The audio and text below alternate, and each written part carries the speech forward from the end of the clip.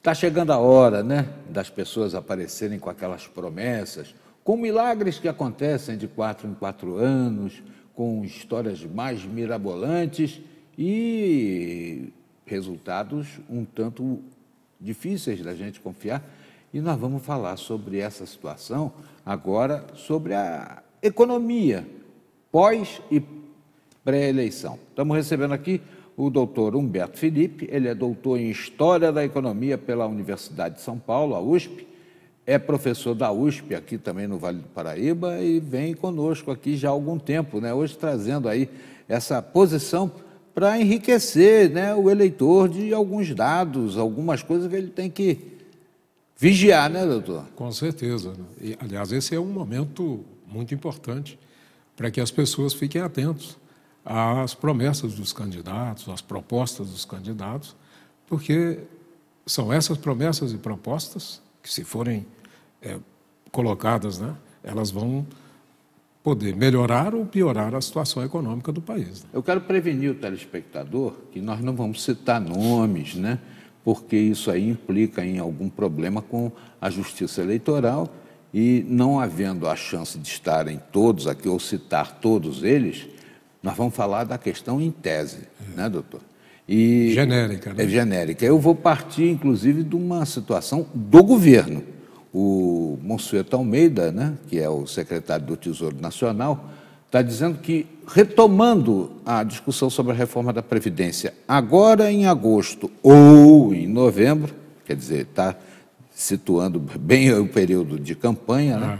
Ele diz que o governo fazendo isso vai deixar um legado para quem chegar, se abordar a reforma da Previdência, começar a discutir o assunto. Eu acho que é um ponto de partida, porque nessa hora de campanha todo mundo promete tudo, o que pode e o que não pode cumprir, até coisas que não são da alçada do Poder Executivo são prometidas aí. E eu pergunto ao senhor, essa história da reforma da Previdência vai ser foco nessa campanha? Olha, eu tenho as minhas dúvidas em relação a isso. Eu diria que isso tem que ser obrigatoriamente um foco para o próximo presidente. Mas eu tenho minhas dúvidas porque, já dizia meu pai, que a parte mais dolorida das pessoas, né, do ser humano, é o bolso. E falar em previdência está falando no bolso das pessoas. No mundo inteiro, em qualquer lugar que se fala em qualquer tipo de reforma de previdência, é motivo de comoção social. Vimos a Grécia, né? Teve lá um problema grave, o povo na rua, discussão. Todo país que discute isso. Mas, se nós não resolvermos o problema da Previdência, nós não vamos resolver o problema do Brasil. E é fácil entender isso. Saiu agora recente uma pesquisa do IBGE mostrando que o brasileiro aumentou a expectativa de vida, ou seja, nós vamos viver mais. Né?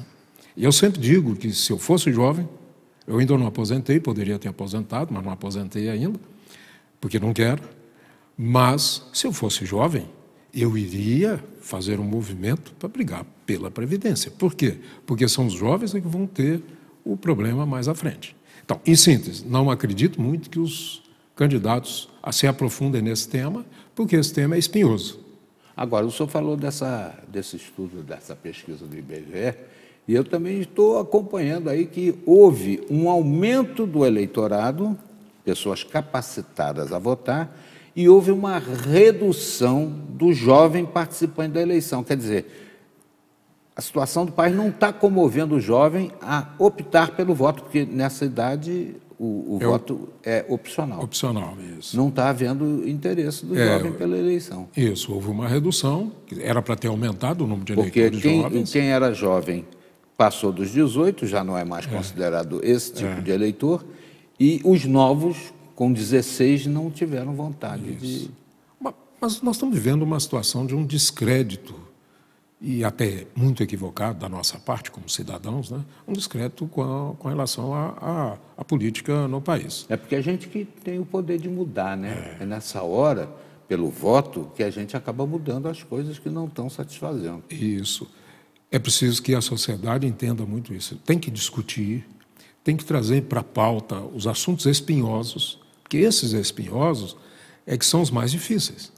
Porque é fácil para um candidato chegar à frente da televisão e falar de assuntos amenos. O problema é falar do espinhoso, porque o espinhoso é o difícil de ser colocado em prática. Mas é preciso que a sociedade discuta isso, mas é preciso que a sociedade também assuma o seu papel como de cidadão. Por quê? Porque se nós não assumimos um papel de cidadão, não expressarmos o nosso interesse no voto, ou seja, em que nós queremos. Porque quando a gente vota, não é só o nome das pessoas que está votando também em diretrizes que essas pessoas acreditam, em políticas que elas acreditam. Então é preciso fazer uma reflexão sobre isso. É preciso depois cobrar também, né? Tem candidato dizendo, ou pelo menos grupo político dizendo, que assumindo o poder muda isso tudo. Acaba com reforma, acaba com não sei o quê. É viável? O país se torna viável acabando com tudo isso? Não se torna. Não se torna. É preciso... Primeiro é que eu acho que é muito emocional dizer que vai acabar com tudo. É preciso discutir, é preciso avaliar. Nós tivemos mudanças econômicas que serão importantes para o país. Elas podem ter sido aplicadas não da forma mais adequada ou menos adequada, mas é preciso que haja essas mudanças, porque se não houver mudanças, nós não vamos conseguir sair desse buraco. Tem candidato também dizendo que vai manter a reforma trabalhista, mas vai fazer reparos. Isso, eu acho que é até possível fazer reparos. Mas é preciso também pensar uma coisa. Grande parte dos discursos que eu tenho ouvido, não vou dizer grande parte, uma parte dos discursos que eu tenho ouvido, ela parte de alguns pressupostos economistas heterodoxos, tá? Que não são aqueles economistas tradicionais.